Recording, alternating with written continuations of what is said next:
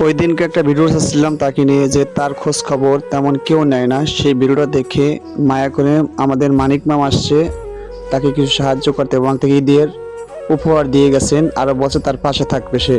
এই আমার ভাগ্নের একটা ভিডিও দেখছি, তখন তার মাও, কারণ তার বয়স এই, কিন্তু তার মার বয়স কত হবে, তাই সেই জন্য আমি আসছি। আমি তো ভাবছিলাম যে তার মানে ছেলে বা সন্তান বা মেয়ে খোঁজ খবর নেয় না, নেয় তারাও যে অনেক কিছু আছে তাদের তাও নাই, যেরকম পারে সেইভাবে তারা খোঁজ খবর নেয়। তো তারপর যদি আপনারা কেউ থাকেন, এই ঈদ উপলক্ষে আপনারা অনেকে অনেক বাজেট নিয়েছেন, যদি সেই বাজেট থেকে আমার এই চাষার জন্য কিছু আপনারা সাহায্য করেন, হয়তো তার পরিবার বা তিনি ভালো থাকতে পারবেন, ভালো ঈদের দিন ভালো কাটতে পারবেন।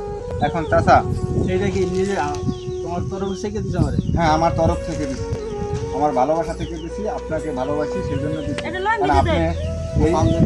আপনি এটা পাইয়া খুশি হয়েছেন? একটু হাসি দেন। খুশি আছি, খুশি, আমি খুশি আছি। আচ্ছা, কাটতে পারেন না, আর ধুইতেও পারেন না, হাত দিতে এই চারি সারেন বলতো না, এটা ধুইতে পারেন না।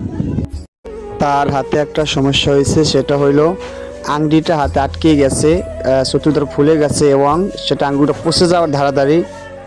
ঠিক আছে, তারপর মানিক মিয়া বলছে ওটার একটা ব্যবস্থা নিতে হবে। আমরা সব কিছু গঠন করে তারপর চলে যাচ্ছি।